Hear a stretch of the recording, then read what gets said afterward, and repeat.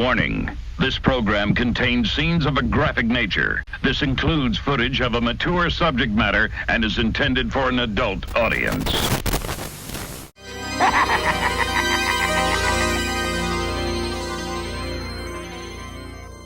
Welcome everybody, Villains and Creeps. We have a nice episode going on, and what we're doing is, this is episode 9, by the way, our favorite movie to watch for Halloween, or we do watch every Halloween. These may not be movies that you necessarily would pick. However, I hope you take into consideration to our picks. For each movie, we'll get a synopsis of our general picks and the feelings of our personal nostalgia, our thoughts, and then we'll rate using our scare rating system, 1 through 10 each category. S standing for scares, C for cinematography, A for acting, R for realism, and E for effectiveness.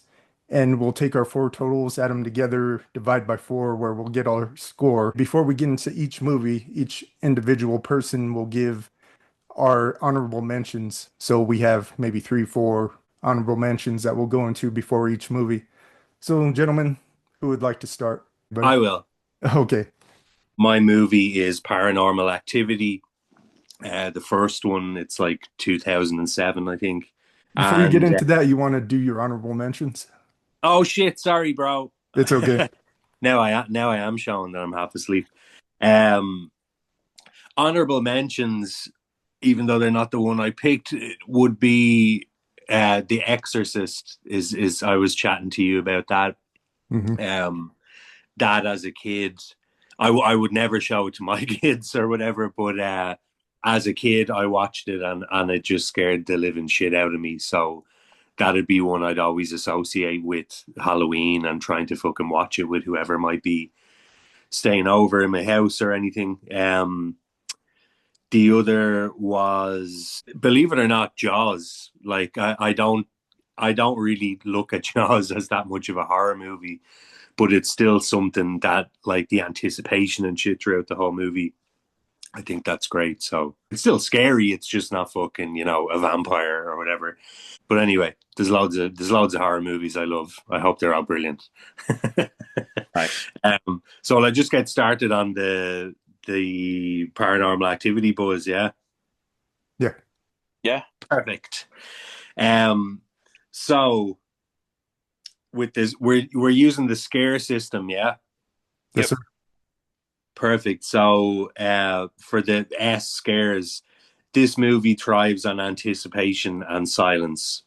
The scares come from what you don't see: creaking floors, shadows, doors opening, and stuff like that. Simplicity of it was everything at that time, where it hadn't really been done to death at the time with the whole fucking found footage thing and shit. So I think the Blair Witch was like 98 or 99 or something like that, and that was a bit too much, like, fucking handheld shake shit going on. So I thought that whenever I remember when I saw that in the cinema, Paranormal Activity, that I was like, oh, this is way better than fucking Blair Witch, because I can see some shit that's going on and it's not all making me feel sick.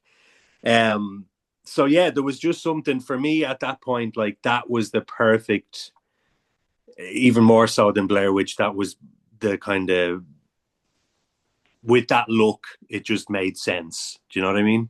Cinematography, shot entirely as found footage, but that choice is what gives authenticity. So yeah, again, but like kind of similar to the last one, it was like, for me, the fact that it looked real, because, again, like I said, it wasn't a saturated market at that time, so there wasn't that many things you could see that looked as believable as that. For me, found footage in general, I absolutely love. There's just something about it where I just think it's real clever.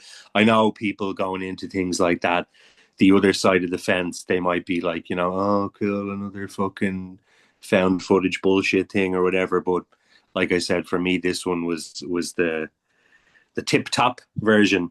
As for acting, the two people that are in it, Katie Featherston and Micah Sloat or whatever, that's their real names. Is this about them? Because at the start of the movie, it's like for Micah and Katie, or something like that. So it was they were desperately trying to make it look like it was the fucking real deal, or is this actual found footage, similar to the Blair Witch with their marketing thing, where it was like, no one, they desperately wanted it to seem like, is this some kind of fucking snuff movie or what's going on? So I enjoyed that. Their acting, yeah, it was like, it is what it is. It's a couple that are fucking filming themselves around their house.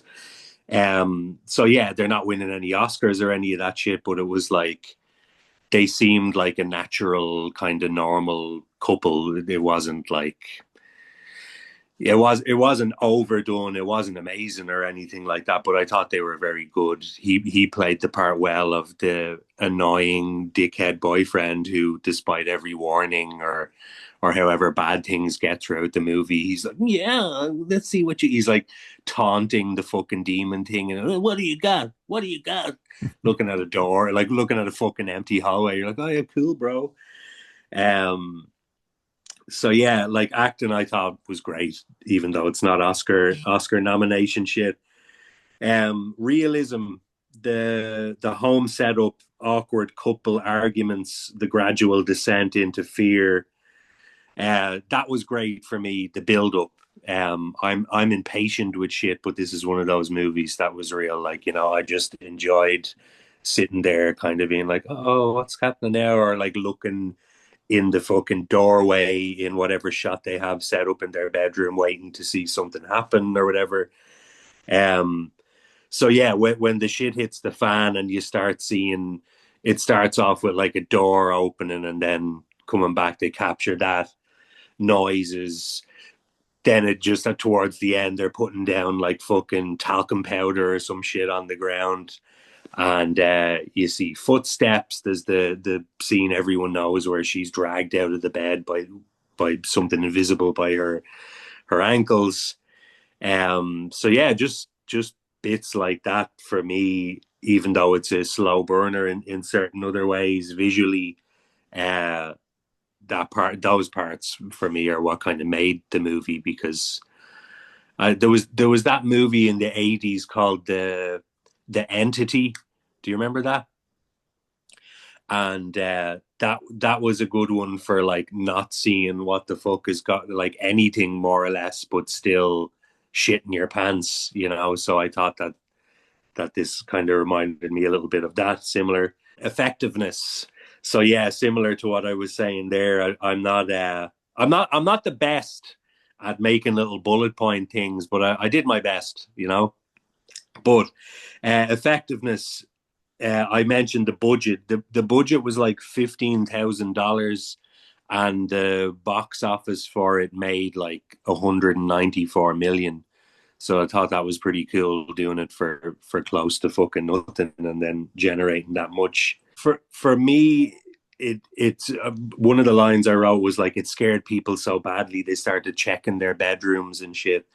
For me, that was one of the only movies, apart from The Exorcist, where when I was going to bed, it was real like, ooh, like obviously that part of your brain is like, oh, shut the fuck up, nothing's going to happen, there's nothing over there or whatever. But it was still, that rarely happens to me. So even though I was younger at the time as well, I was still just kind of like, oh, I don't like this feeling of lying here in the dark and then thinking about all the fucking weird shit that's happened in that movie. To sum it all up, I just thought it was great from start to finish, seeing it getting worse as time goes by, seeing the psychic or whoever the fuck it was that came in and was assessing the situation and was like, it's not a ghost, it's a demon.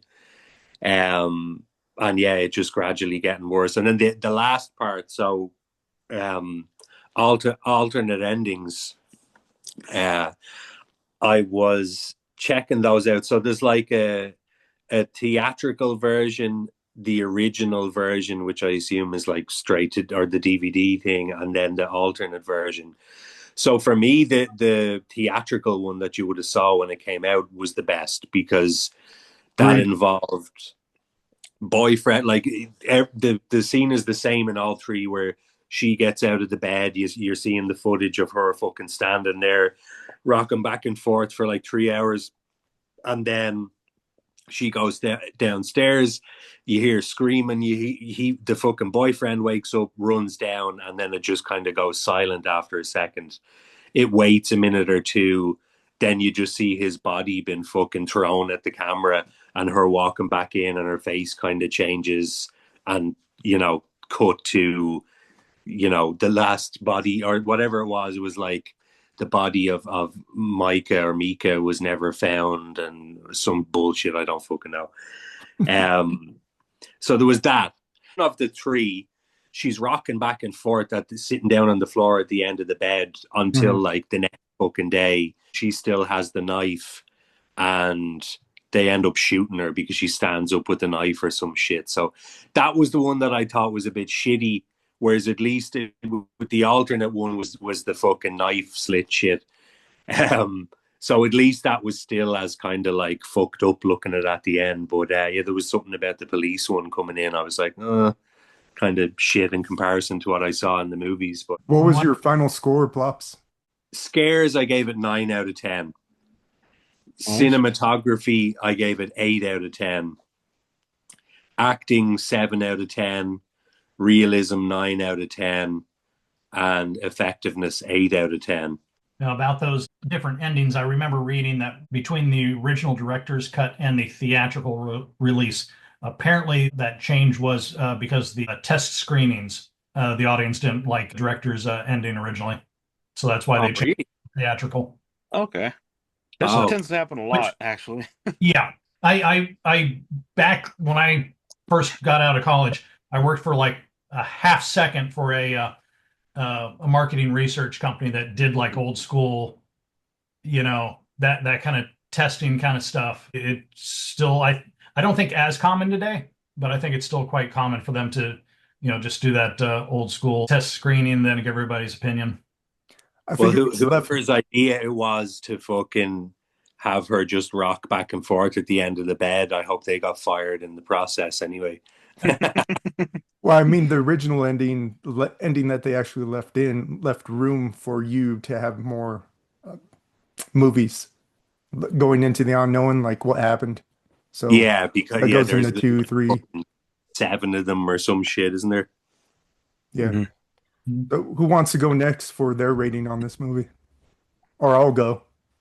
Okay. Yeah.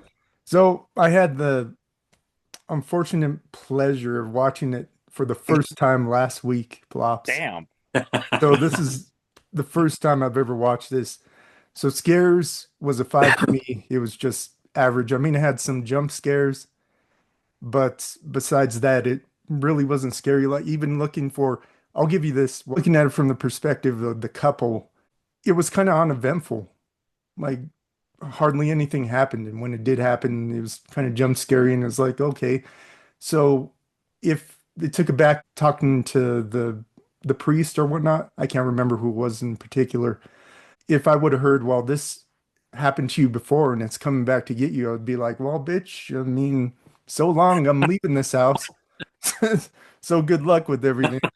So yeah, my scares. That's the part where like there's one line in it where, or whatever the fuck happens, she eventually gets to the point where she's like, yeah, it's been following me around since I'm a kid, and I noticed this, and she's like complaining to him about taunting the thing, and one of his responses is like, well, maybe you could have told me this before we fucking moved in together, and that would have been okay. I was like, yeah, that is a good response, Micah, or Mika, whatever your name is. Yeah, but at that point, I would have said, well, we're out of milk.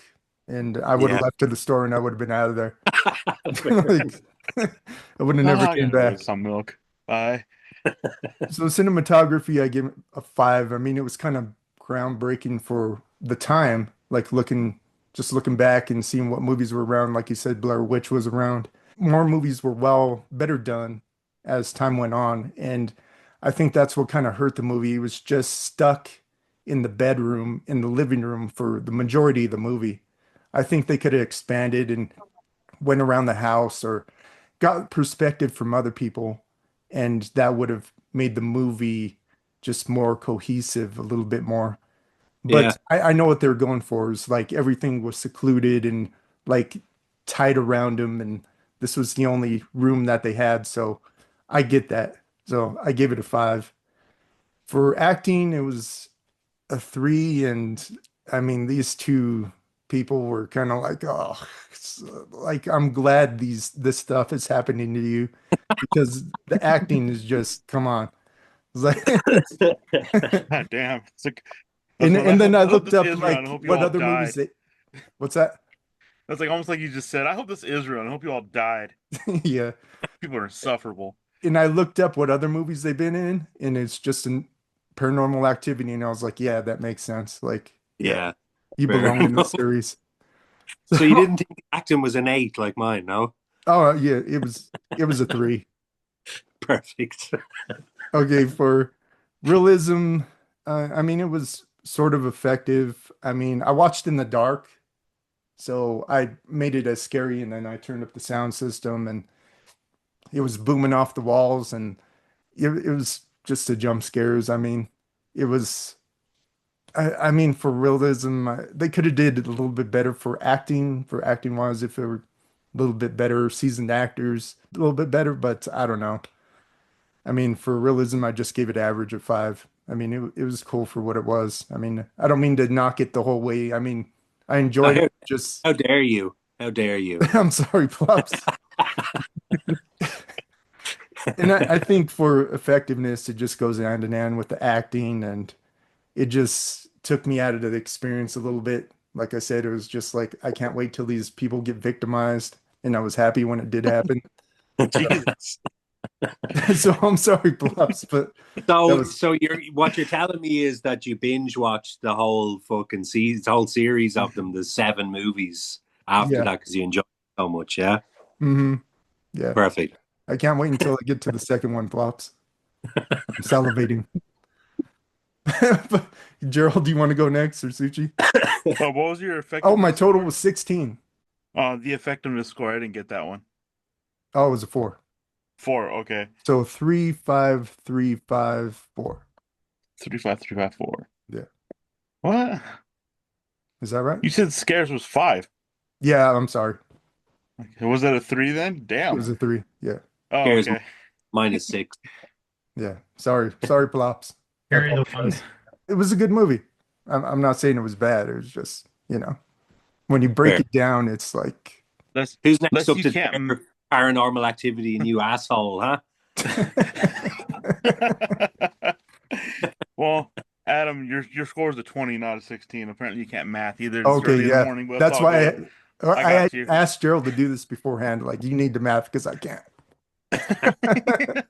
I'm glad you did because it would have been a shit show otherwise with So me. Anyway. I gave it a little bit higher than what Adam was originally trying to dock it. Well, Nice. for me, I don't know. So scare for it, I probably would have shot it up to like a 6 for me, just because it's I don't know. In a way, I like found footage in a way. Paranormal Activity did it good.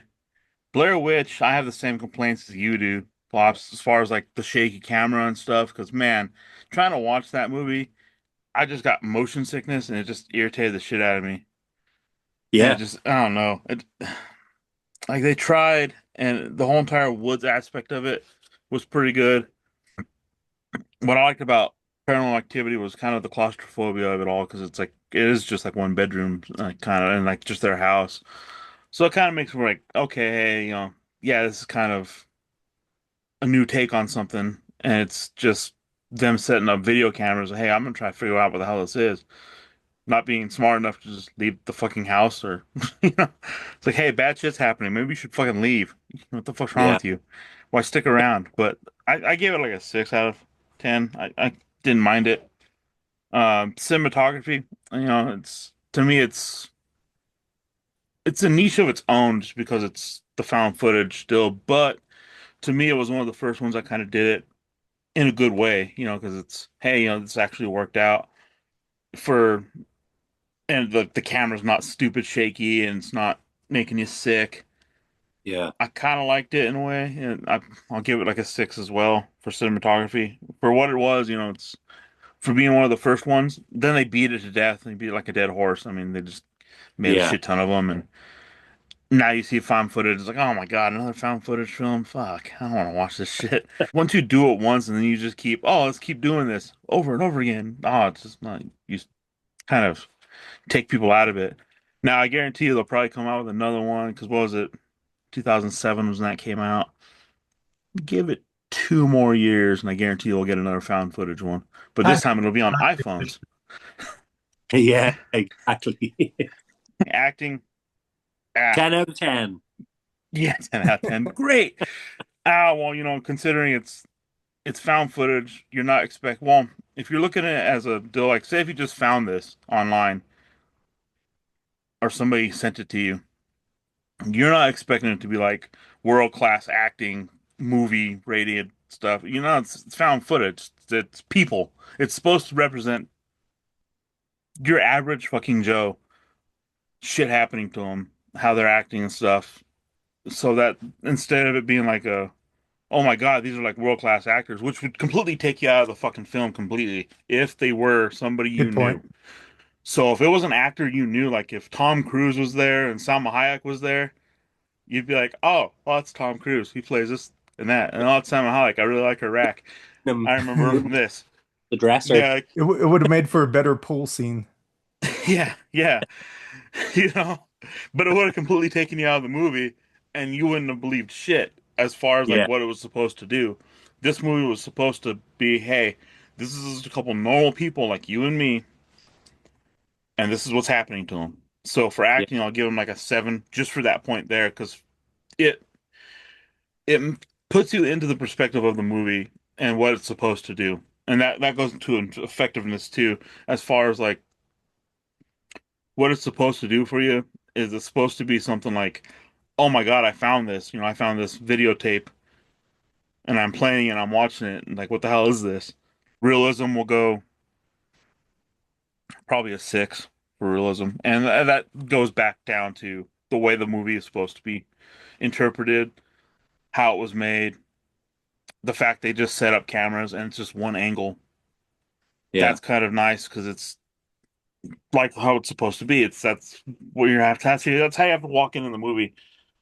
Is the fact that hey, I'm watching something that somebody recorded themselves, and weird shit's happening. Now, like I leave the fucking house too. I wouldn't stick around and fucking stay there Left to get like a they pack of did. smokes and got the fuck out of there. Yeah, this would have been that. I gotta go. God, there's something I really need to do. We'll Yeah. see you and never come back. The effectiveness of the movie, as far as how well it did pretty well as far as the box office was concerned. People were raving about it when it first came out, I remember. And it's because it was a found footage movie that wasn't Blair Witch. Yeah, I enjoyed it when I first saw it in the theater. I never watched it again, mind you, because like those movies, one of the things about them too, and it's even like The Sixth Sense and all that. Like once you figure out what's going on, or once you know what's going on, it just you already know. It kind of takes you out of it. But it was a good, effective movie at the time. I think it did great. I enjoyed it when I watched it in theaters. So You I'm want to gonna go give it next, like a Scott? 32. Sure. I'm another person that this last week was the first time I watched it all the way through. Previously, I'd seen bits and pieces, but never just sat down through the whole thing. And most of that is just after Blair Witch. I was one of those people. I'm just like, okay, I need to recover from all the motion sickness. Just kind of shied away from the found footage stuff largely. And I'm trying to watch it, the same as, I'm trying to take appreciation for this is a product of its time. Does not hold up, at least for me. All the shortcomings, I think, are mainly what I'm going to attribute towards the script and dialogue writing. I think that affected everything else just across the board as far as, just everything. Acting, performance, scares. Scares, I gave it a 5, is even probably a little generous for me. Just because, again, with that writing, I'm sitting there and they're talking, and then they almost hit that pause, and okay, something's about to happen. It's very anticipatory that it's that same structure from scene to scene to scene, and I'm just kind of sitting back going, okay, something's about to happen now. that's the whole point. It's obviously being recorded. I just think that the writing could have been a little bit better as far as, and maybe there was even more, actually filmed of them in dialogue in these scenes that got edited out for time or whatever. But I feel like there should have been a little bit more normality going on as far as, okay, yeah, there is just a couple in the house and I get it, but it seems like the clips that made the movie are the outtakes of the most boring split seconds of their day. And I'm just like, okay, why aren't you doing a little bit more around the house, a little bit more interacting as a couple that, gets interrupted versus, oh, I'm watching them go to bed again. And they're, a little bit of banter, but relatively quietly going to bed again. And I'm just kind of like, that for me just stretched things out and just seemed a little bit more like the script was waiting for the next scare. So that really kind of ruined things for me as far as the overall scares, just because I was sitting there waiting for the next scare for anything, to come and happen. Cinematography, I gave it a 3. I appreciate the fact that being a found footage that the camera was pretty much fixed. So I wasn't getting motion sickness, but I think they went a little too far with it. My problem is for putting the camera on a tripod. I kept feeling like it was always, and this is absolutely nitpicky, I felt the camera on the tripod always seemed to be put really high, that it was always tilted down looking downward, which is not an interesting angle to view people. I Yeah. think the couple of times that they've like put it on the counter where it's glancing more up at them, it's a more interesting angle. I think also just always putting it kind of dead center in the room was a weird thing. It's like, wow, you have no furniture that you're trying to navigate around, and not putting it, okay, you're probably not always running it all night on battery, so it's probably, you know, plugged into the electrical outlet, and yet it's not positioned anywhere that might need to be near an outlet on the wall. Yeah, I was Sorry, I'm gonna gonna be say a this guy dick has to here. have a whole array of batteries and chargers in another room, Yeah, just off that's what they're camera. not showing is that the demon periodically is switching out the battery for him. Yeah. That goes. It's just give me Okay. one of those. This isn't where I would have put the camera if I'd had sex in this bed. This isn't right. Cinematography, I think they could have done definitely more with it. Even in a static scene of, hey, you're just, surveillance purposes, I think it just could have been changed up a lot more. Even just night to night, hey, tonight he's bored, he didn't feel, or tired, he wants to go to bed. He didn't feel like putting it on the tripod in the same spot. And this, tonight he set it on the dresser slightly over, anything like that just to help kind of freshen up each scene. So that drug it out for me. Acting, I gave it a 4, pretty much unknowns. I'm not going to hold that against them, but I also think, again, I think the dialogue could have been written better for them. I don't think they were given all that much to really work with. Realism, for what it is, I gave it a 7. It's shot in an average home. The lighting, the effects, all that kind of stuff, I think was relatively well done. Overall effectiveness, it just, again, that script kind of brought everything back down for me and everything added up. Overall effectiveness, I just had a 4 on it. There was not much that other than jump scares, which I kind of knew were coming. That's kind of where I wound up with it. And I think that's about a 23. So Gerald will add the four I'm totals up. calculating now. Boom. 0. Actually, it wasn't that bad, but I was pretty generous with it too. So I didn't just completely shit on it like Adam did. This movie was complete and utter horseshit. Everybody needed to die. So out of our scores, it would have got like a 5.8 out of 10, like for total. So not too bad. It's there. It's average. It's well, shit. If you look at the average score for it for Rotten Tomatoes, it was like a 6 point. I think it's 6.8 or something like that on Rotten Tomatoes when I was looking at it. And so that's not bad. All right, who's up next? Poltergeist. Poltergeist, Jesus. No, 1982, not the remake. Most remakes have no reason ever to be done. Or to exist for that matter. That was That remake Unless was it's The Thing, fucking god awful.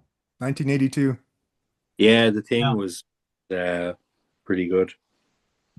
Pretty. My runners up in no particular order for Halloween must watches: Great Pumpkin, Charlie Brown. Don't think I need to explain that. The Worst Witch, which was a made for television movie in '86. Totally something for my little sisters. Nothing that I consciously put on and watch, but you put it on in the background, if only for the musical number that Tim Curry does, Mm. dressed up as Dracula, Mm. singing about Halloween night, and the fact that anything can happen on Halloween. Well, pretty much anything that Tim Curry touches is gold. Exactly. So it's become a meme over the years, or not so much a meme, but Halloween time it generally makes the circuit online. But yeah, it's just classic. The show itself was, well done for kids on, broadcast television. Otherwise it's trash. But put it on in the background just to hear that old school TV movie going on and to hear that one number with Tim Curry. My other, though, honorable mention, getting hardcore. Have any of you seen it yet? The French Martyrs, '08. It's another one that had a American remake, and because the movie was so over the top with the ending, kind of like they did just like the Japanese movie Old Boy, where they just remade it, did it dirty, changed the ending just so it was more of a Western audiences kind of ending that, American audiences could accept. Uh, they did the same, with Martyrs. So the remake just changed everything. You're like, that's completely not the point of the movie. Not going to go into details other than say Martyrs is one of those movies. It starts out one way, subverts your expectations, does a complete 180 on the direction it's going in. It is a movie that you watch once ever. You come away feeling just physically and emotionally drained. You never need to watch it again. It will change you, though. But at any rate, back to Poltergeist, 1982 original. The scares, I gave it a 7. It terrified me as a young kid watching it. I think most of the scares still hold up. Largely not jump scares. A lot of it is okay, just the overall circumstances and horrifying, and here's something, especially at the time you had not seen in a lot of movies. It's just, kind of throughout, the whole situation's just kind of terrifying. It does start with small things up front. It does build on, the haunted happenings going on. I appreciated that the characters started off with a level of amusement and disbelief, building onto just full on, panicked terror, as that movie went. And, I feel like you went on a ride with them. And before I go to the rest, I will say, this movie, out of the ones we're discussing, probably has some of the highest caliber production as far as people involved. We're talking, almost everybody there was a seasoned pro. When I'm rating the rest of the movies here tonight, I was trying to give everybody at least a little bit of a handicap, just knowing that, we're talking low budgets, not as seasoned pros that have been doing it. So, they're not as high a production value, which is to nobody's fault. Cinematography, overall, I gave that a 10, and I'm kind of back and forth a little bit on it. The cinematography, I thought, worked really well. The camera never stopped. So even the moments where people are just having a quiet conversation, the camera is always doing some kind of slow pan or zoom. So it's always, what you're watching is always changing up. You're always seeing from different angles. It didn't feel, filming in and around that house or set, that, it didn't feel like it was like a TV set, where there's no backside behind you, and so the camera can't look too far over. you felt like, no, this is an actual location. Uh, and I really appreciated that. Uh, Lighting wise, I really liked it.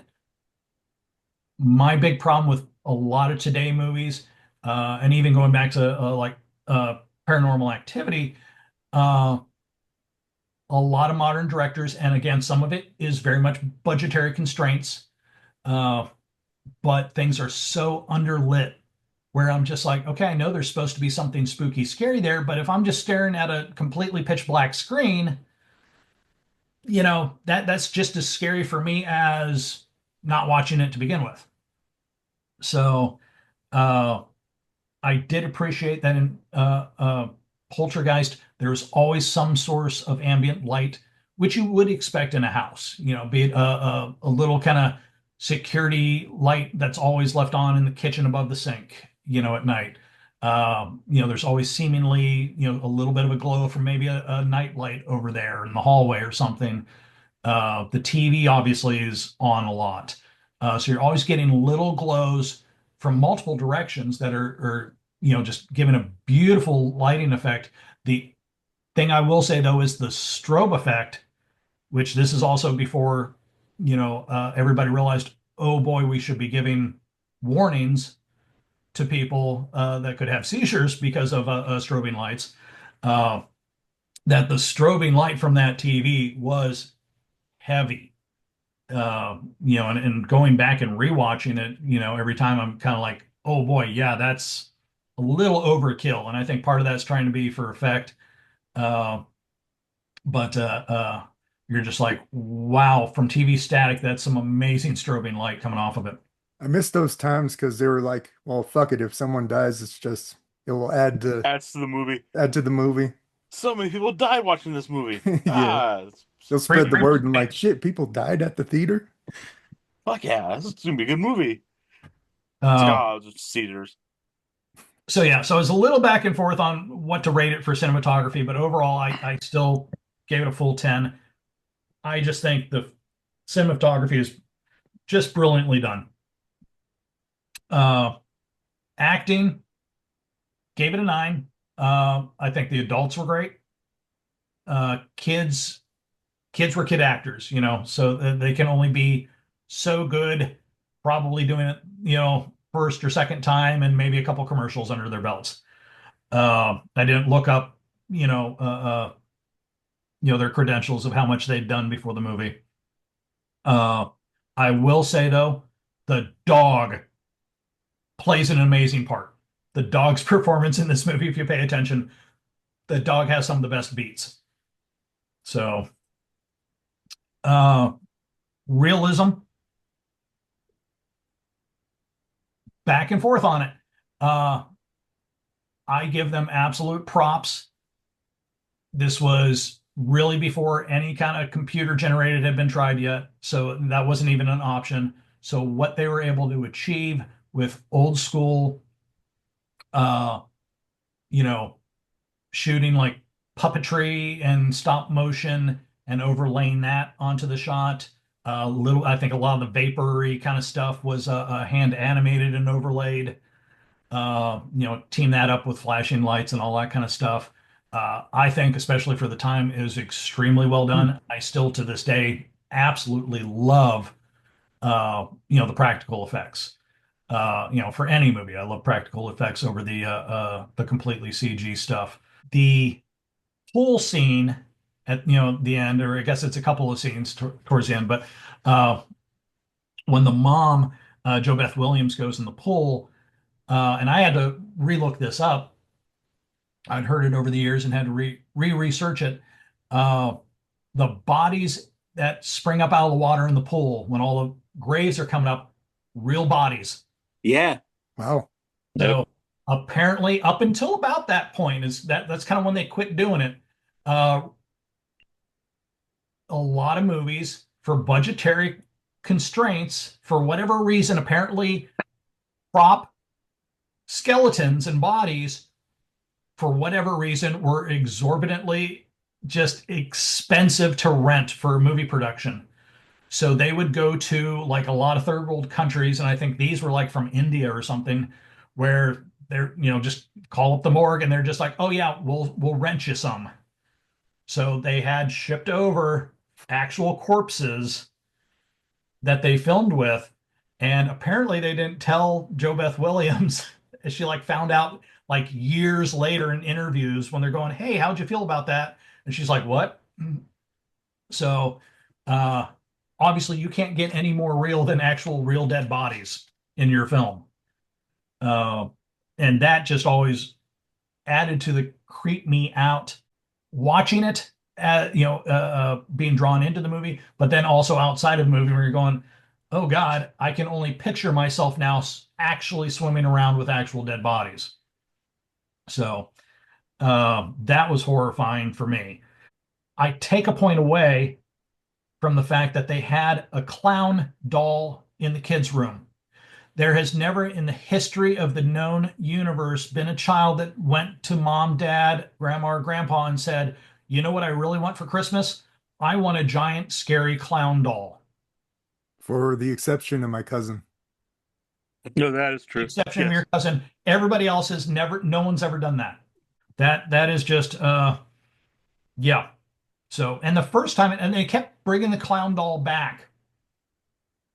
The clown doll is actively creeping out the kids, and yet they're still putting up with the clown doll. That thing would have been Oh, the dumpster on fire quick. somebody threw away Clowny by mistake. We'll bring him back in the house. Honestly, the first time the chairs in the kitchen stacked themselves, I would have run right upstairs, grabbed the clown doll, and burnt it just for precaution's sake.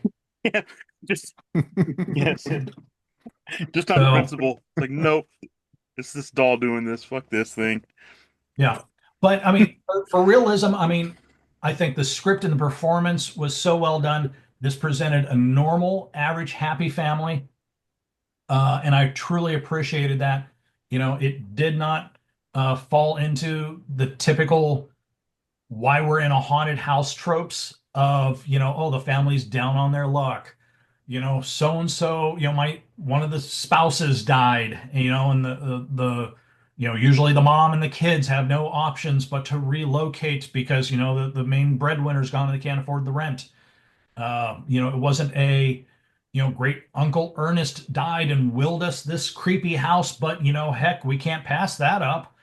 No, it was, hey, they're here. It was a new house, highly affordable because it was a job perk for the dad and the job he was working, so they were relatively new in the house, but it was just normal, they were just normal family going about their lives. Nothing out of the ordinary before the circumstances of the movie. So then I just really appreciated that, I could relate to, that they didn't have to suffer this horrible trauma first, to kind of knock them down a few notches. So, them going through the events, seemed like even more of an amazing arc. So they just didn't feel the need to do that. So that I really loved. So yeah, so overall for realism, I gave it a 9. I just felt the whole time, I'm like, yeah, this could be any family, any house, even mine, friends down the street. I always just like, yeah, I could be hanging out in their house with them right now. So, uh, overall effectiveness, I gave it an 8. I just thought everything added up really well. I think nowadays, depending upon which director, there's a lot of they feel that they need to add levity in here and there, just to kind of break things up, and also then to throw you back off, get you unprepared again for the next scare. Here they didn't. There was, I thought, one funny line in the entire movie, and it's one of those, if you're not paying attention, you just didn't notice. Towards the end when they're talking with Tangina, Zelda Rubinstein's character, the medium, she's just like, hey, I need to go into the portal, and the mom's like, no, I want to go, and she's just like, you haven't done this before, and the mom's just like, neither have you, and she's just like, you're right, go. And I just thought that was funny as hell. It's just so, matter of fact put. It's just that great little beat, but that's the only one in the whole movie. And I appreciated that they were not trying to add little punchy jokes throughout. Uh, and I think a lot of times that happens with script revisions where, the studio or somebody goes, hey, we need to punch it up a little bit, throw in a little bit of humor here and there to lighten it up, and they just didn't need to do that back then. And I think that is more of a sign of the times kind of thing of nowadays we're just like, oh, we can't have it be too scary for people, you know. So yeah. Obviously, so yeah, it's my favorite. So obviously I overall rated it pretty high. So I think that adds up to about a 43, but I'll be fully admitted that, this is, high production value, a lot of seasoned pros involved in the making of this movie. You want to go next, Plops? No, could someone else go first? Sorry, I have to fucking download my notes here. I'll go next. So, I mean, it was a great time just watching the movie because once again, I watched it later on in life. And I really do like part 2 and 3. I think I prefer those better because how creepy 3 is, and 2 is pretty great to me. Not to take anything away from the first one. Oh, But 2 is terrifying with the old man, with the preacher. Yeah. Yeah, even in part 3. I think it was innovative for the time. I think it rebranded horror movies going forth at that time, just like Night of the Living Dead did, what Gerald is talking about. Then it was Hey man, Exorcist. quit talking about my movie. I gotta talk about my movie. Yeah. The Exorcist, and then it was Night of the Living Dead. So for scares, I gave it an 8. I think looking at your perspective and knowing that those are dead bodies and they're real, I think that's pretty cool. And that just pushed it up over the edge. And I think like what was really scary is where they have hallucinations where that guy was ripping his own flesh, but it was really illusion. Like parts like that were really effective for the time. And that somehow still got a PG rating. Yeah. They originally wanted to rate it as a rated R, but Spielberg and the director actually talked them out of giving it a rated R, which is crazy because, I mean, watching that even as an adult, I'm like, holy crap, that is some gory, terrifying stuff. Of old school movie being traumatic as fuck for any kids that watched it, Having Carol Ann the movie could just be rated PG-13 itself. I mean, she's a creepy fucking chick. So I gave it an 8. For cinematography, I mean, looking through the eyes, watching it again in 2025, it was pretty cool, but I mean, it just has that sense of datedness, but for the time, I thought it was pretty cool. I gave it a 7. I thought it was great overall. And for acting, I really hated the boy, whatever his name was. I mean, if they would have left out the older sister and the boy and just had Carol Ann and had the two parents, it would have been much more effective movie in my opinion. They had too many characters. I don't know if you guys a random bring up of the movie called where they have the personalities, they're inside their head. It's a Disney movie. Inside Out. Inside Out 2. I don't know if you guys ever seen that, but there's so many characters in it. It just has you snapping your neck back and forth. There's too many characters. It's too much. I'll agree on the son that they just really didn't need him in the script. Yeah. Well, even like the daughter too, where she comes back after being out with her friends, is like, what the fuck's going on? Is like, what the fuck are you doing here? Just stay back with your friends. I mean, I don't know. But for acting, it was a 7. It was good for what it was. Effectiveness, I give it a 5, and it's nostalgic. It's a pretty good movie for the time. I mean, I don't know if it has. I could say the same thing for this. It's like once you start sliding across the floor, and like, whoa, this is going on. Let's slide across. Why don't you try it this time? I'd be like, we're gonna torch this house and get the fuck out of here. It's like, so effectiveness, I just gave it a baseline with a 5. Realism, like what you were saying, Suchi, with the real bodies and everything, I think that I didn't know that, so I think that makes it pretty awesome. And for the fact, I mean, that was kind of the reveal at the time. is, I think it would be, where he was talking to his boss and he was saying, "How about you having a free house here in the cemetery and we'll make new houses?" But he failed to say that we're not going to dig anybody up. And then they go back. That's like the finale where corpses are popping out of the grave. I thought that was pretty cool to have an ending like that. And then yet still like people were dancing around like, "Oh my God, what's going on?" Like in the middle of the street. It's like you should get in your car and get the fuck out of there. It's like, what the fuck are you doing? It's like you're just gonna stick around and wait till something happens or you die. Like just stay here and run around and place until you die. It's like, what the fuck are you doing? That's what I That's don't like perfect, about man. the People like are like movies that. like that. Just leave. No one has a sense of flight. Get the fuck out of there. But anyway, so realism was a five. I Hey, just would you give acting, Adam? I missed it. acting was a seven. 7? Okay, thank you. Yeah. So I don't know if you had a calculator on hand to add my totals I up got you. because I ain't gonna add them up to right. That's for damn sure. I'm sorry. Sorry, man. I didn't mean to call you out at the beginning of the podcast that you can't math for shit. Oh, it's true. I can't even deny. 32 is your score. You want to go next, Plops, or Yeah.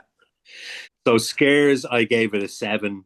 Um, for me as a kid, it was definitely scary. It just there was something more enjoyable about it than I felt like fear. Do you know what I mean? So yeah, 7 for Scares, 8 for cinematography. It is atmospheric as fuck. So for me, whether it's old or new or not, it still just hits the mark for me. Acting, I gave it a 7 just to be fair. Realism, I gave it an 8 because again, atmosphere wise, for me, it's just enjoyable as fuck to watch. And effectiveness, I gave it a 9 because it would be up there as one of my, go to, well, not go to movies. I don't watch it that regularly, but it's never a movie I would say anything other than like, oh, Poltergeist is fucking great, Um, so yeah, 7, 8, 7, 8, 9. Total score of 39 for that one. And at that time as well, like that was the fucking golden age of practical effects.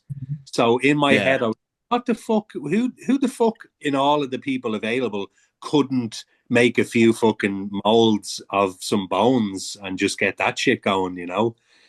I don't, as far as I remember, like I don't think it was like they're renting gruesome like fucking half fleshed bodies or anything. I think it was all just skeletons and shit. But even that is like, ugh. It's still crazy to me that, back then, and I don't know when like Spirit Halloween started, is kind of like, you're telling me it is cheaper to mail order real corpses overseas, have them shipped for my movie versus getting, yeah, some like Spirit Halloween cheap plastic skeleton and gluing some crap to it. Yeah. And they're just like, yeah, no, it's cheaper. It's like, okay, I'm in the wrong business. I should be making fake corpses, clearly. Yeah. Or even just killing people and renting the fucking body. there you Exactly. go. Yeah, well, Whose yeah, turn that is was it? our Is your corner turn, thing. Gerald? It's my turn. Yeah. Okay. So, Scares for that one, I gave it. I'm gonna give it a 7 because man, it still does hold up even to this day. It's great. I love that movie. Cinematography, Spielberg. I mean, what are you gonna do? 8 for cinematography. Acting, I thought was well done. Once again, yeah, a lot of characters though. It kind of takes you out of it a little bit with a few characters. Like, if they would have cut it down just a little bit, would have been better. I'm giving them a 7. Realism, I enjoyed it because it's once again, like how you said, it wasn't like your typical tropey Halloween thing where, oh my God, we have to go to this house because of this situation or that situation. No, it's people actually get in the house. It almost feels like, hey, this could be us. Mind you, I would have got the fuck out of there as soon as weird shit started happening. I wouldn't have stuck around. But then again, like nowadays, I mean, for how expensive houses are, maybe I would have stuck around. It's like it would have been one of those like, hey, look, ghost, fuck you. This is the only place I can stay. Say, stop making the walls bleed, damn it. I have company coming over. So I'll give it a 7. And then the effectiveness of the movie, it still holds up to this day, I think. And practical effects, man, you gotta love practical effects. I mean, that's something that we've almost lost nowadays with the way computer generated stuff is. AI now even it's really bad. Like if you can get some practical effect, it's it's great. And it's something that we just miss. And it's a nostalgia thing for me. And I think it is for everybody else too. It's just no matter how old those movies get, like how that movie was 82, Exorcist was 70, was 76 or 72? 73 was The Exorcist. The Omen was 76. The Shining, the 80s, and it's just great practical effects. And you gotta just look at that and just love it. And the effectiveness for that would be 7 for me too. What is our grand total overall? Grand total score for this movie would have been a 7.5. Add all of our scores together. 7.5. Okay. Yep, So who's in the 7.5 out lead? of 10. Poltergeist? Poltergeist right now. Okay. We only got two movies. Up next, I'm going to do Legend, was my movie from 1985 with Tom Cruise and Mia Sara, Tim Curry. And the plot of the movie is Hey, Adam, darkness. before you start, man, what were your honorable mentions? Oh, okay. Sorry. Sorry. You're good, man. Okay. I'll start over. My movie, okay. Honorable mentions. So my turn. Honorable mentions are The Gate. And Oh, the I gate was love The good. Gate. I mean, my favorite. Oh, the gate. You got. I didn't know about the gate until you mentioned it to me a few years ago, and I was like, "Fuck, that Stephen Dorff guy's only a fucking kid in it." I was like, "Oh, this is gonna be shit," and it was fucking brilliant. Yeah, the practical effects in that are just great. And man, Yeah, love that movie. It'll never fade. Ed Wood. you one of the little fucking guys in your backlog, don't Yeah, you? that's Isn't what I was he? showing. Oh, give us a look. Nice. Happy days. Yeah, I love those guys. And the gate 2 was surprisingly watchable as well. I love that. Hmm. Yeah, it was, and that it had Terry in it too. So it's Mm, pretty cool that it had a recurring character. yeah. So my second movie is Ed Wood with Johnny Depp, and it was the story about Ed Wood. Well acted. It's in black and white. It's just still so enriching to me. I love the movie. My third movie is The Crow with Brandon Lee. I like watching that at night and feeling that it gives you darkness. It's pretty cool. Yeah. Yeah, that's atmospheric as fuck, that movie. It's great. And my last movie is 12 Cloverfield Lane. Oh, Cloverfield, man, it was good. I don't know why I get so much hate. I love that movie. John Goodman. It's He plays a just hell so of a good. villain. It's like Yeah. you think that everything that might possibly be bad, it's way worse than you think. Like there's a whole alien invasion going on and just not what you would add it Yeah. up to be. So I like love the fact that they're really pushing the fact that he's a lying psychopath in it. yes, And it's brilliant. it's so good. I love it. So getting into my movie finally, Legend 1985. So the movie is about darkness trying to take over the world and fill it with darkness. The way he's trying to achieve that is kill the unicorns, which is bringing light to the world. So the way that facilitates that, he has Blix, his goblin, sets forth the plan to go find Innocence, which is Princess Lily, and which turns out to be Jack ultimately. And they follow them in order to locate the unicorns. Getting a sense of it, Lily is really innocent, but she has that side of her which eventually leads to her curiousness, eventually leads to her being on the side of darkness or being the supposed bride of darkness. And I that's what I like about the movie, and I'm glad that Plops and Suchi went before me, is because they want to do an end to what's going on instead of sticking around and saying, "Oh, this is going on." Like I'm gonna stay in this house. Like it's demon possessed. No, it's okay. We're gonna stay here. It's gonna be fine. It's like we're gonna go kill darkness, and that's gonna be the end of it. We're gonna get rid of this motherfucker. So getting shit done. That's what I like about the movie too, talking in perspective. For scares, I gave it a 7. I don't know if it's realistically scary, but having darkness and the the effects of it, Tim Curry was just amazing. I mean, like I said, anything Tim Curry touches is gold, and he made the movie scary. Him playing darkness, and you really got absorbed into it and felt that he really was the devil. And then seeing Blix and everything that was going on. Well, the effects with the tree when you go into his realm, and then there was Muggle Bones and that whole realm. It's scary to me. So I don't know. People like Lord of the Rings, but Legend is my Lord of the Rings, just like Dune is my Star Wars. I mean, but just to say that. 7 for scares, cinematography. I thought it was a perfect 10, and it's just me being biased. I actually do watch this with my kids every Halloween. We wait until it gets dark, and it just fills you with the atmosphere, absorbs you into the movie. So, and every set was real. It looks like they went somewhere to get it done, but it was the actual set. And I don't know if you guys watched the documentary after the movie or seen about it, but it burned down. The whole set burned down.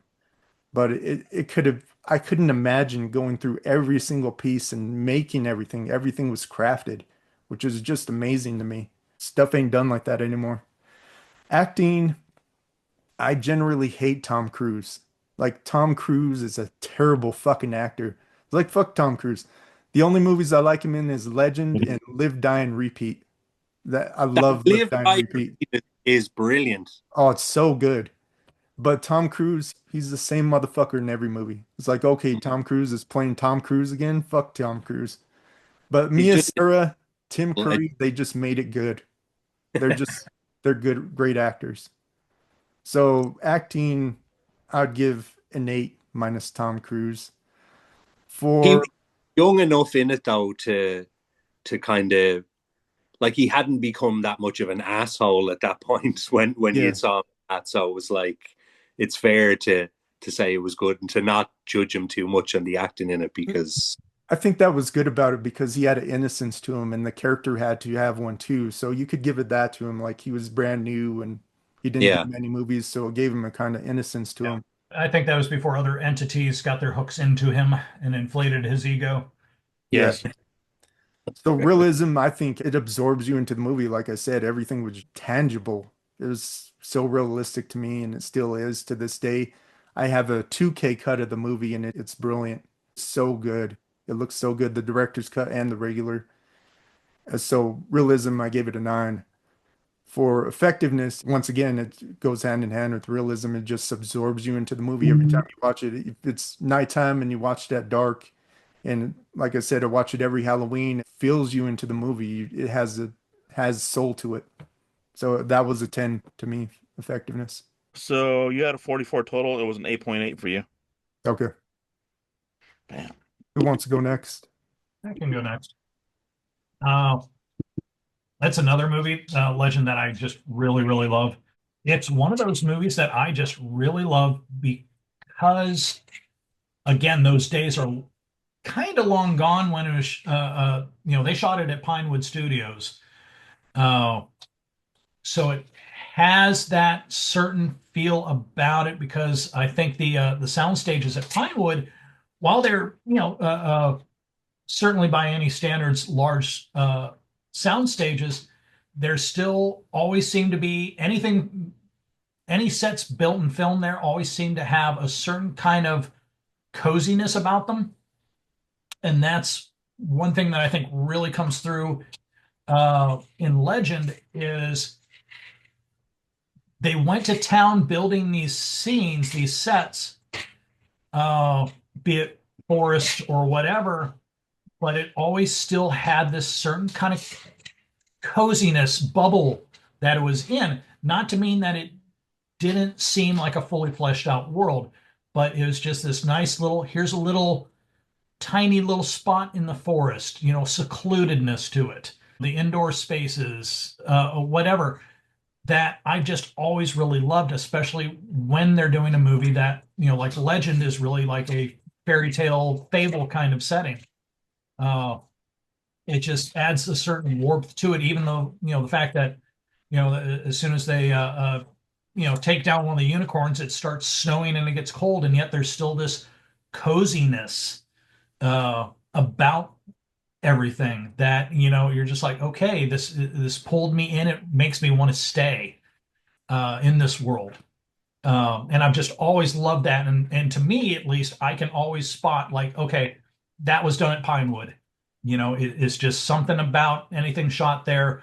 You can tell the people that built these sets put such love into them that you're just like, wow, okay, this is movie making. So I always really, really love that. Scares, I only gave it a 3. For the same reason, it is a fable. It's really not meant to be scary, even though Darkness and his minions, the goblins and stuff, are scary creatures. But even as a kid, I loved them for what they were, as opposed to ever being frightened by them. And that's not a bad thing.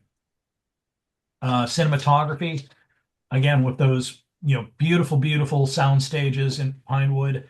It was this beautiful, cozy space, but the way they filmed it also never made you feel trapped. So, again, beautiful frame shots, just artistry. I gave cinematography an overall 10. Acting, small cast, still really an ensemble cast.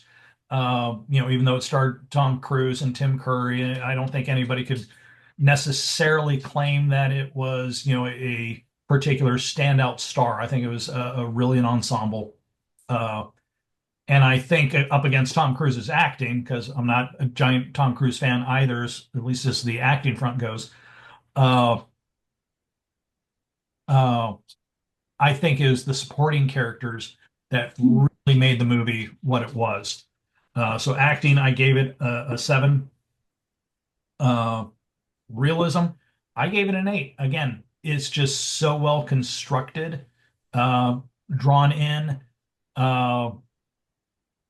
It felt like the kind of realism that it feels like a dream, because again, it's a fable, it's a fairy tale, but so well done. And again, when you realize that's all soundstage, that's all indoors, and yet they created these beautiful, outdoor scenes, complete with wild animals running through them. I mean, there's birds flying around, there's squirrels and rabbits hopping through, and you don't see that nowadays, unless somebody is very specifically, going, okay, we're going to have a rabbit right here. So, hop on the computer and get a little CG rabbit hopping through, but no, these were just part of the setting of, okay, there's animals here. It's the woods. Go figure. And overall effectiveness, I gave it an 8. I just thought, again, it's across the board really, really well done. That's my take on that. So I think that's about 36. Yes, 36. Want to go next, Plops? Yeah. Now you could destroy my movie. Yes, your turn. Shit on it. Shit on it bad. I was actually more fair to all your shit instead of mine. So, Scares, I gave it a 7. Even when I was a kid, I didn't think it was particularly scary. It definitely, as a kid, made me feel like unsettled. I missed you, Plops. What'd you say, number wise? As a kid, it made me feel unsettled when I was watching it. Like, so it's not particularly scary. But I don't know. Like, was it Jim Henson fucking that did a lot of the puppets and shit like that, or was it someone else? Dark Crystal was the one that did the puppetry. I think Jim Henson did a lot more puppetry for Dark Crystal, which came around the same time as Legend. I don't think there was any Henson with this one. No, there wasn't. No, I don't think so. Okay. There was. What number did you give it, Plops? I didn't hear. Sorry. 7. Okay. 7. Right on. Okay, I was like, I could not hear. Regardless of whether it was Jim Henson or not, there was something Henson-ish about the puppets and shit like that. And was a particular Muppet show years ago, and there was like some song, the devil went down to Georgia or something like that, and they have a load of these little similar looking fucking goblin-y demons playing it. And like Have you ever seen The Storyteller? yeah. Yep. oh yeah. So yeah, that's the buzz for me. It wasn't particularly like fucking jump scare shit, but it was unsettling in a good way. Cinematography, I gave it 8. Acting, I gave it a 6. Realism, I gave it an 8, and effectiveness, I gave it a 9. Circling back on the sets thing, I didn't know it was done in Pinewood, and yeah, it makes perfect fucking sense. Like it's that old school feel towards, like you mentioned, everything was fucking, every single thing was made and built and structured to make it look like what it is. So that's always something I even still rewatching it the other day was, kind of blown away by, regardless of how old it is. It's like, it's just, to me, it's the perfect atmosphere it creates. Yeah. And I'm sure, speaking about the animals thing, squirrels and rabbits and shit running everywhere, like it's the definition. Well, no, it's not. But I'm sure it's one of those movies where I guarantee at least a handful of fucking rabbits were trampled on by accident and shit like that.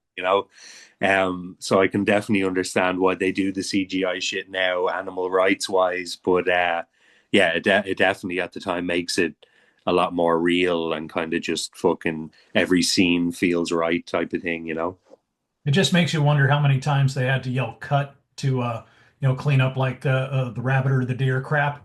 Scoop up a dead rabbit and just, yeah, get another one. Tim Curry, you're too scary. The deers are running. The rabbits are going. Get away. What was your final total, Plops? 38 is what 38? his Okay. final total. So for me, I gave it scares a 5. I'm just right down the middle. And the reason why is it's not, to me, so I got ruined by horror movies. Well, the movie I'm gonna talk about, like, scared me to the point where, like, no other scary movie really scares me. Like, sure, shit's unnerving, but that's what it is. But to me, Legend's not really a scary movie. To me, it's more fantasy based, and I really do enjoy it. And I'm not knocking it for that. I love the fact that, man, the just the makeup for it and the costumes were just so well done, and it just enthralls you into the movie. You watch it, and it's like, man, you're there. It's like, oh, this is cool, and it's nothing hokey. So, like, to talk about, like, Dark Crystal, for instance, and even like the Labyrinth, where everything's like puppetry. Yeah, that was cool, but you can tell they're puppets. It's one of the deals, and it was well done, excellent. I mean, it does great for that. But for this coming around, I believe came around the same time those movies. This one I think was the better one out of them, just because of the way they did it and like the practical effect aspect of it. The fact that there's real animals in there, you don't see that in a lot of movies. Nowadays you see, like you said, CGI, and it's probably animal rights thing. You don't want critters getting trampled or causing sets to fall apart because there's an animal there somewhere. Unless you're filming outdoors, and then you have other problems you have to deal with. You have to editing and all that jazz is a pain in the ass. But so for Scared, I gave it a 5, and cinematography, or I gave it an 8, and one of the reasons too is just because the way they made the sets and everything, the way they made the costumes, and just, man, Tim Curry just looks amazing. Like, Yeah. he's barely even recognizable when you see him, because the makeup is those horns are so massive. And I think I was watching like documentaries on it, them talking about like how long it took to actually, like, put that stuff on, and the horns and everything. How he just this goes to acting being like on an 8 for me, just because, like, the way he just made himself into that character. He just does a great job just doing it. His fuck for his neck to recover after Yeah. shooting. Well, and people don't stop to think about it. I mean, like back then, it's those horns, I mean, massive, and they had to be made out of like fiberglass.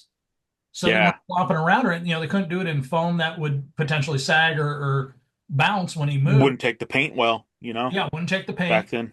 give you that nice sheen. So like, I was watching, behind the scenes and reading about like, they had like something to like kind of support his head when they took breaks because it's like Take 30 the pounds on off. his head. Where today, hell, wouldn't do the horns. They would just put a target on each side and CGI it later, Yeah, you know. So and yeah, man, I just the amount of makeup that they'd go through for that is insane.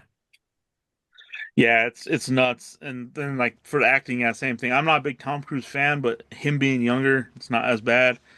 And then Tim Curry makes it for me, man. Oh God, he plays one of the best devils. Yeah. He's close up there with some of the other ones. Like one of He these, shit at playing him. It's like the way he looks, the way they had that character look is just so impressive that even for me as a kid, I was like, I remember being like, I need a toy of him when I was a kid, you know? nice. Yeah, and They that's never one of made the big toys for that things. movie though, did they? They I don't did. know They, if They they made did or a not. McFarlane figure, oh, Okay. movie Nice. Maniacs. Obviously, Yep. probably yeah. later. Okay. Okay, so yeah, acting I gave it an 8, cinematography an 8. The realism I gave it a 9, and it's just because the sets were so well done. Man, it's great. I mean, it's one of those deals where like you feel in the movie, it's a presence in there. It's awesome. And same with the effectiveness of the movie. I think it did well, really well as far as drawing you into the story, making you want to watch it, keeping you enthralled in it, and man, just well done. It was just an excellent movie. So my total would have been a 39, and total overall 7.8. I did the math on this one actually freaking early, so luckily we got it going. Okay, so up to me now. Don't fuck it Movie up. I did. Yeah, I know, right? Shit. Honorable I don't mentions. want to do this now. My honorable mentions, I have a few, and man, it got tough like listening to your movies and stuff, like all your movies, and thinking back, like, oh, I remember this movie and that movie. So one of my honorable mentions for sure would be Event Horizon. I don't know if you guys ever watched it. Great freaking movie. It gets knocked on a lot, and I don't know why. But man, everything about that movie I just really freaking enjoyed. The whole space aspect of it, the fact that the ship goes into another dimension, which is hell, and has to come back, and the ship's sentient, and just the aesthetics of everything just look crazy. Like the whole entire machine that they use, that they built for it, that whole set they used to make I guess like for the interdimensional travel, it just looks so creepy and crazy. How it moves around and all sharp edges. It just looked like a Hellraiser puzzle box. So Yeah. yeah, yeah, it was awesome. It almost brought me to that whole entire Cinnabite universe in a way, just in that movie alone. It was kind of cool, like the way they tied all that in. And I don't know if it was meant to do that, and I think it kind of was. They kind of drew from a few different aspects of it. But man, that was a great movie. I love that movie. Um, The Shining would be one, and the original one with Jack Nicholson, and just because it was well done. I mean, you hear all the stories now with like Stanley Kubrick and all that, like how horrible he is to people as a director, making them redo shit. Like, and it's just an iconic movie. And then it, I remember it disappointed the hell out of me, actually going to the real Stanley Hotel, and it's nothing like It's the nothing. movie. I was like, Yeah. oh man, it's like this isn't the same hotel. If you But guys want now to it makes travel to Colorado just to go there, don't do it. Fair Like the enough. scenery is cool, but if well, let's put it this way: if you want to go there, travel there to see what Stephen King actually wrote about, because he made a series, because he hated the fucking movie. He was so pissed off, mainly because Kubrick didn't use the Stanley. He used, I think it's called the Overlook Hotel out in Yeah. Mount Rainier. Mhm. Which, man, if you look at that hotel, it makes me want to go there and check that out, because Yeah. that hotel has some crazy ass history and it looks creepy as hell. Like it's like, oh man, shit, I'll go to that one. I don't know if I want to be that close to Mount St. Helens, but Yeah. considering it's still doing its thing, it's kind of creepy. But yeah, man, like that movie was just awesome. And that movie kind of resonated with me during COVID. It's like I built my own bar and everything during COVID. And I was thinking like, oh, I need a picture of Jack Nicholson like just staring into the mirror. Just sitting there drinking. It's like, oh, you're a good guy. Give me another drink. Just alone in your own madness. So that was a Isn't good Hotel movie. based on that shit? Hmm? The song Hotel California, is that based on No. No. no? No, Hotel California, I think is based. I don't know. It's hard to say what it's based on. A lot of people say it's based off of Hell.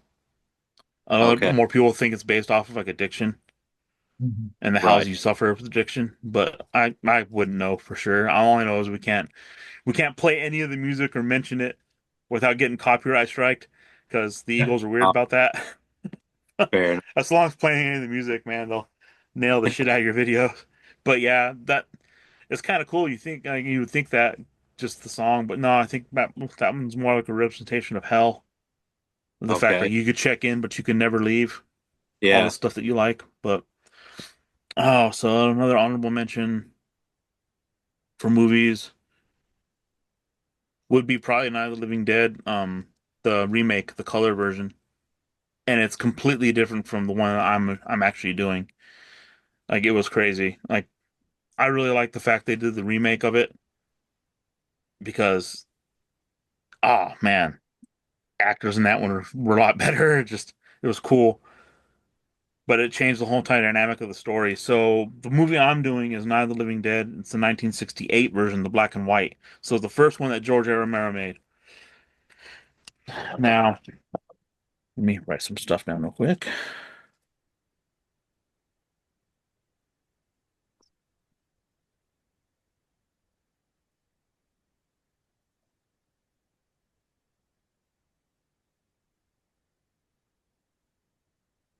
I love this movie.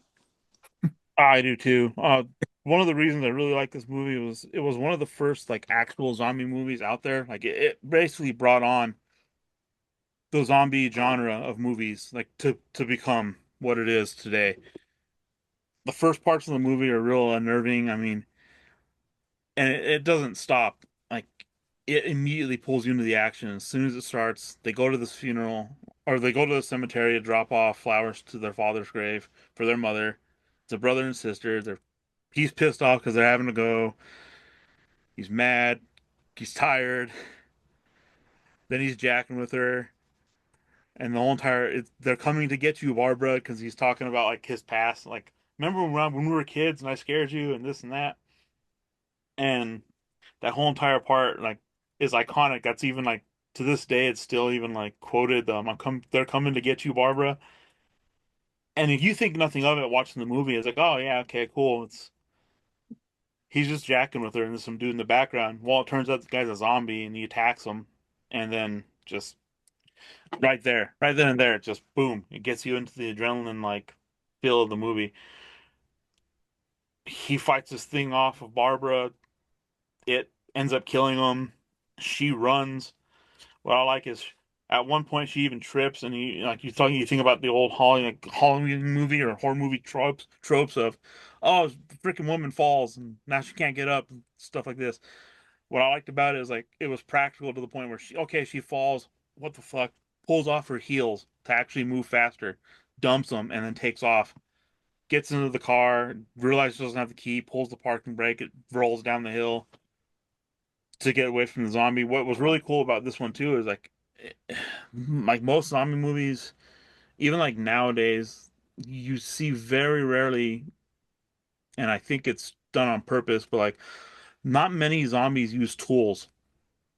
And in that movie, zombies use tools. That zombie at the very beginning looks around, picks up a rock, bashes it into the car window, and breaks it before she can get away.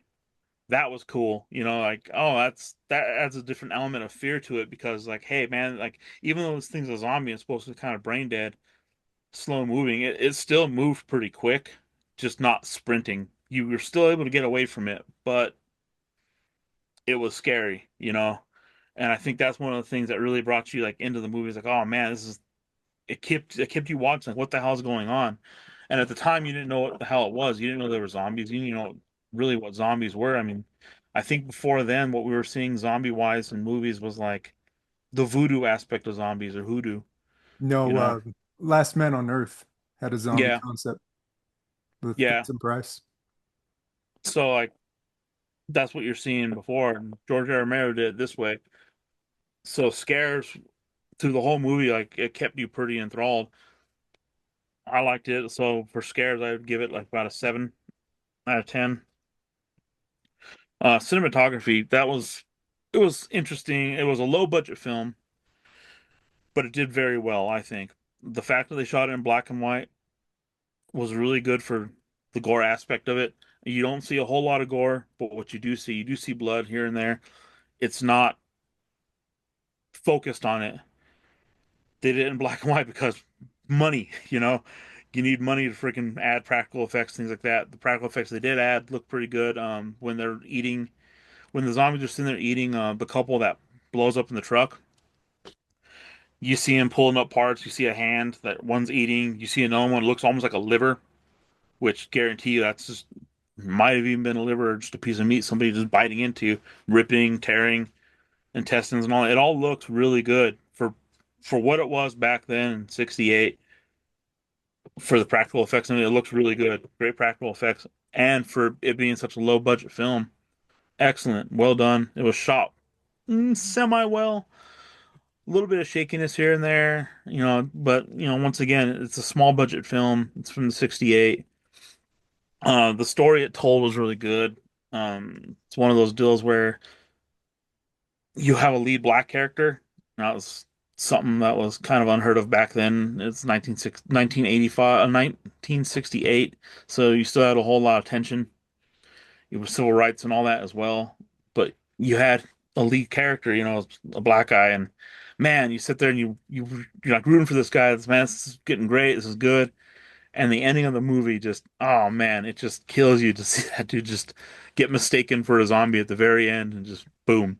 It's like, shit, man, that sucks. You think he's gonna make it the whole movie? He survived all this crap. It was a pain in the ass, and then they kill him at the end. It's like, ah, shit, what a mess. But I love the way they did that.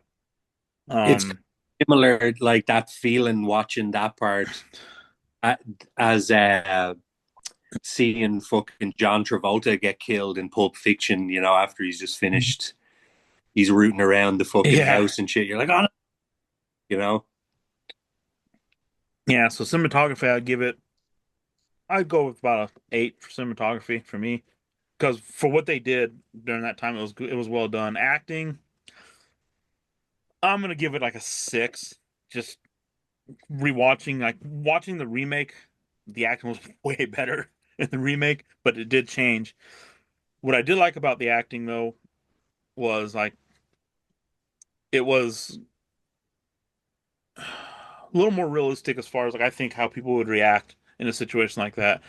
Once that goes to realism of the movie. So the realism of the movie were like so the acting of Barbara, like when she just completely shuts down after all the shit was going on, after she basically gets hit by Ben. Ben has like literally hit her.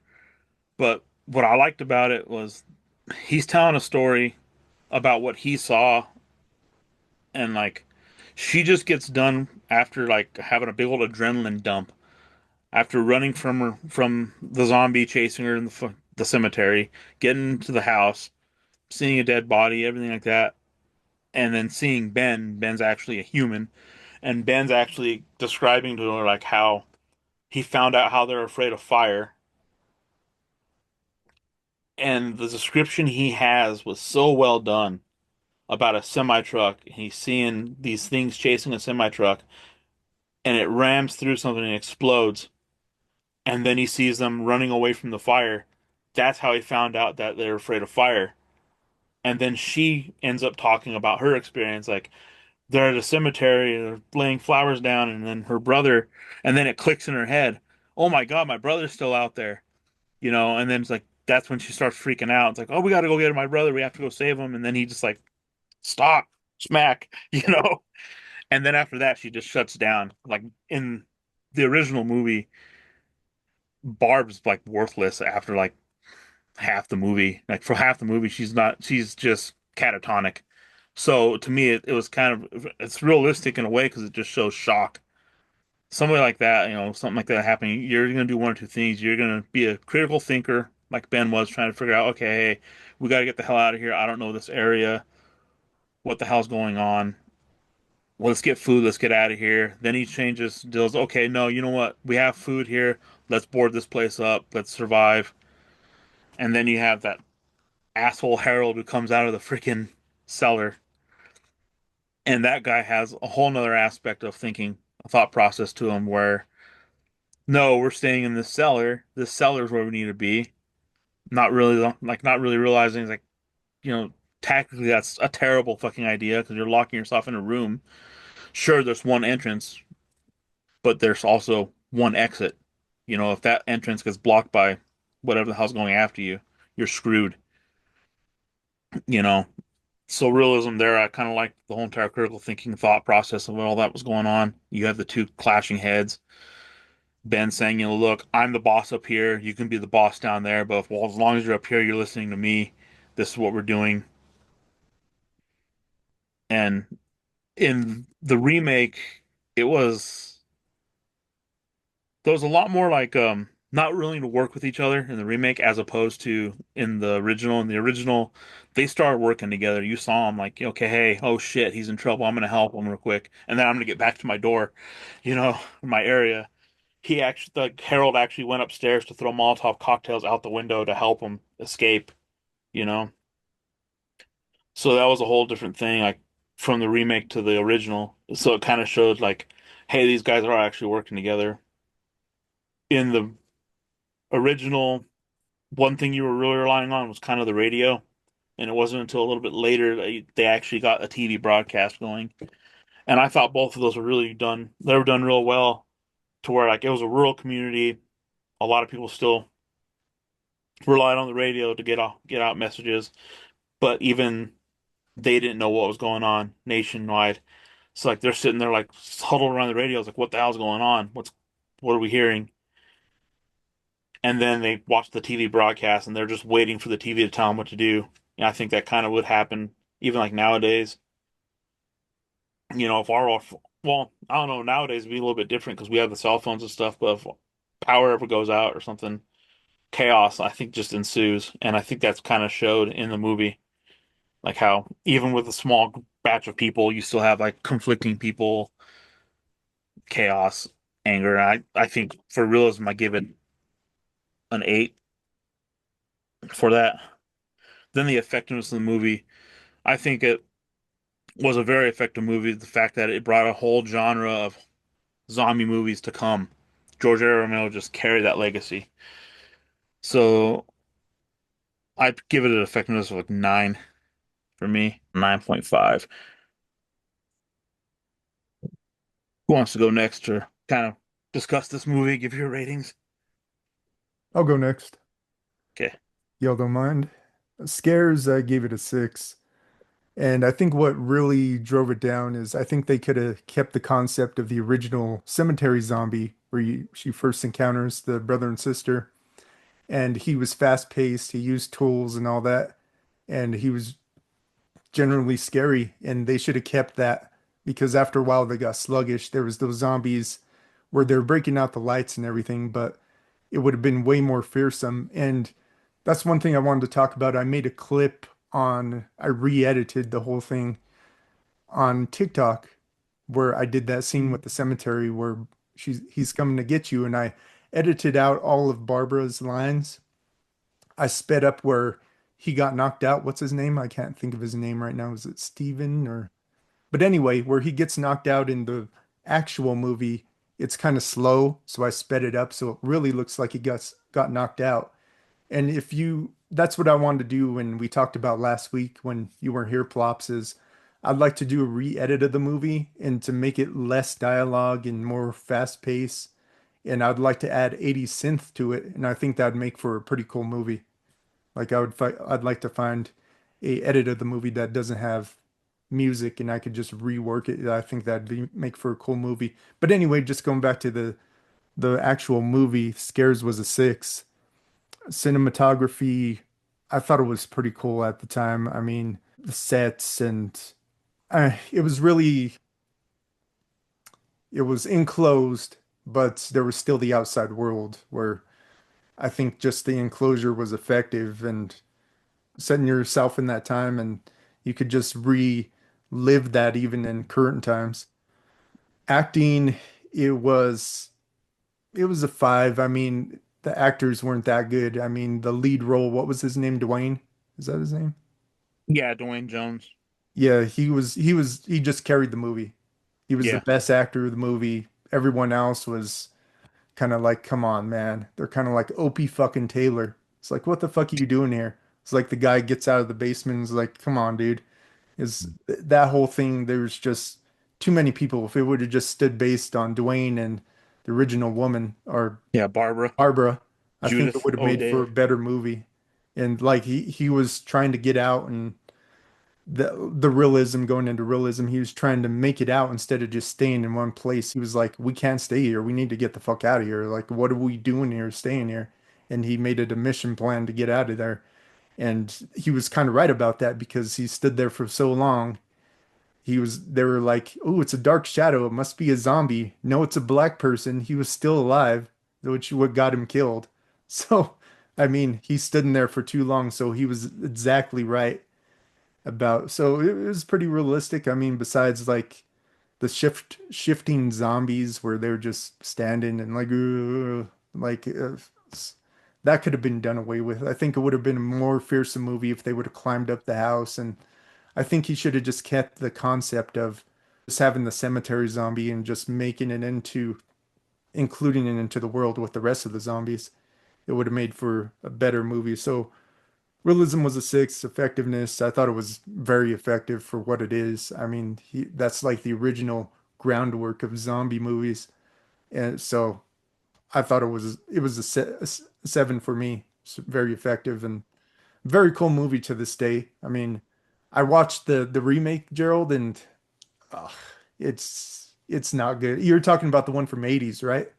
Yeah, the first color one they did, and like Y- they girl bossed the shit out of it in a way Yeah, I because mean, Barbara turns into like a scared little delicate flower to like, oh my God, I'm fucking kicking ass now, and like they made it more of a strong woman movie as opposed to a lead black character movie. yeah. I So do like that actor though. I can't if you remember want to his watch a name. strong Fuck. woman character movie, go watch Kill Bill because that movie was just trash. We could just throw that movie away. Sorry, Gerald, I just did not like it. Like, and You that's hate from a Kill Bill? perspective of me watching it last week for the first time. Loved the concept and the way that they handled it from the first movie. They just overdid it with the Yeah. remake. Uh, It was too much. they did, but I do like the actors in the remake better than the original, just because like Uh, I can't remember the name of the black guy in the remake. I have to look him up, but man, because he appears in other George is A. he not Romero the films later. Candyman, or am I wrong? I don't remember. Damn it. Let me look. Oh, So my come total on. was 33, just to put it out there. 33. Nice. Oh, it was Candyman, yeah. Yeah. Tony Todd. Yeah. I always like that actor. Yeah, he's good. You want to go next, Plops? Yeah, pretty similar across the board. Scares, I gave it a six because I just it is what it is. Like it's the oldness of it or whatever. Yeah, it just didn't scare me that much. So six for scares. Cinematography, I gave it seven. Acting, I gave it six. Realism, I gave it seven. And effectiveness, I gave it nine. The only point I had written down, similar to what you said, Gerald, was like the amount of roll on future shit that was inspired from that is pretty fucking impressive. So yeah, that'd be my thing, was to just make sure I gave it a higher score for the effectiveness. But yeah, overall, like it's still a good movie. There's just something about anything pre 70s for me, or pushing 70s, that that kind of there's too many little flawed parts that Yeah. I act the fuck out of because clearly I didn't make it or I haven't made shit. So, but yeah, if I want to get fucking nitpicky about it or whatever, it's just the fact that it's an older one. But again, I completely get the whole inspiring fucking buzz it created. Rewatching it now, like some of those scenes I've never described, it's kind of cool. Like I was telling these guys last weekend, the whole entire scene he's describing about the truck wrecking and blowing up, they recreated that scene basically for Resident Evil 2, the video game. Mm. Oh, And it was fucking awesome. It was like, oh, that's fucking cool because that was, and the jump scare, arms going through the windows, that was yeah, straight from this movie because that was one of the things that happened multiple times in this movie. Towards the end, like arms busting through, grabbing somebody and holding them. Oh man, that was straight from the movie. And I was like, oh shit, that's from the video game. Resident Evil just took that straight from there. That's cool as shit. And like nice. if you would have thought about it, like watch like playing the games, like because I don't know if you guys ever played the originals. The first time that happened, like in the police station for sure, because you walk past those windows multiple times, nothing ever fucking happens, and then all of a sudden one time you're not paying attention and you just happen to walk too close and boom, they grab you. It's like ah shit, damn it. Ah, so good, so good. Go Sushi. All right. Scares, I gave it a five. Uh, just even as a kid, it just didn't scare me that much. And I think it's the more of the genre uh, for me. Uh, as the academics like to say that the zombie movies are never about the zombies. It's always some kind of societal statement, uh, or social politics or something like that. That it's actually more of a case of watching, either how society breaks down during these events, how people, social norms break down and go away, and just basically seeing how utterly horrible people tend to be with one another, Yeah, uh, and working, lack of working together. Uh, so with all that happening, for me, it just always kinds of, it loses the scare because I want to see the zombies. I want to see the monsters. And obviously their point is largely to point out, well, the living people are just as much the monsters as the dead ones.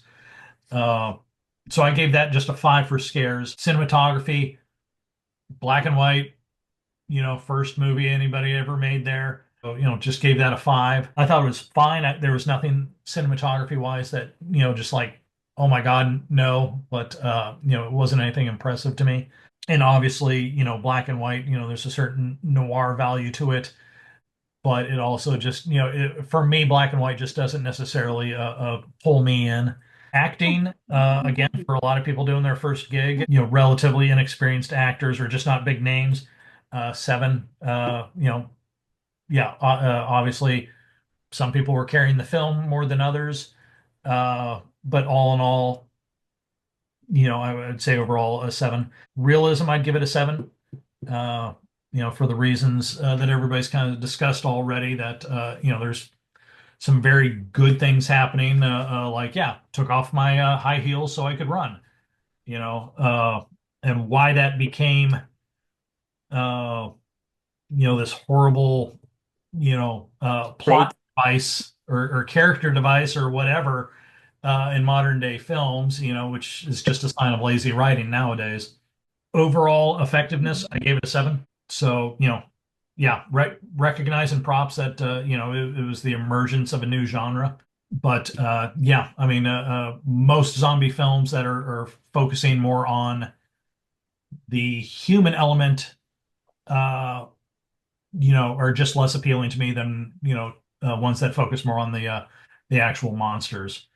Uh, it's one of those things that largely, for me, even like, I'm sure, get a lot of hate for it. Walking Dead is the same kind of thing Yeah, where it's about the people, And I'm just like, well, I mean, in that case, then why are we even messing with zombies? It could just be a bunch of slow moving puppies and kittens that are knocking down the door. I mean, okay. So, and to this point, again, recognize that this was the, really the first of its kind. But as we're continuing to do modern day zombie films, and I'm just kind of like, I get it. People are horrible. What new thing are you bringing to the table? I already know people are terrible in crisis. So, you know, So speaking on that too, modern day zombie movies. What do you guys? What's your take on the fast zombie? Like, do you think that adds an element of fear to everything, or is that just like an oh fuck, we're screwed if they could sprint? This is bullshit. well, I think it depends on how it's done. If it's a dead fast zombie, that it makes no damn sense. If it's the 28 days later, I'm infected with whatever virus. Rabies virus thing. Yeah, I'm more of brain dead, but not dead dead. I think it at least makes a little bit of sense. Kind of Yes, like I Left know. 4 Dead. It's an infection and they're Yeah, fast. And yeah. Because what was it? George A. Romero was saying like he hated the fact of sprinting zombies when they redid what Dawn of the Dead. Mhm. But man, shit, that was another like element of horror to it. It's like, oh shit, like at least when they're slow, you could just run around with a hammer and just knock them on the head. But when they're sprinting, man, it's I don't know if you ever tried shooting. Like shooting's tough as it is. Like I don't care what people say. Like, oh yeah, I can shoot. If something's sprinting at you, no, you can't. If it's a squirrel or rabid squirrel chasing you and you're trying to shoot that thing, you're not gonna fucking shoot it. You're gonna be all over the fucking place unless you have a freaking shotgun. So I could just imagine how hard it'd be like to shoot even like a man-sized target like in the head to dome it to stop it. How difficult it would be like, especially that's the only way to stop something is killing the brain. It's not as easy as you think it'd be unless like you had slow zombies. If you had slow zombies, oh, it's easy. You just take Yeah. your time, pick them off. But man, if they're fast, man, you got like no chance. so just giving a final count, what was Paranormal Activities rating? Okay, A perfect 10. going there Perfect 10. immediately, man. Damn. Okay, Paranormal Activity got a rating of 5.8 out of 10. Okay. Poltergeist, Poltergeist 7.5, Legend, 7.8, and now Night of the Living Dead. 7.2. So the winner It's not even a horror movie. The Not It's winner just a horror fantasy movie. Legend. conveniently is one of the hosts. Wonderful. I'm never.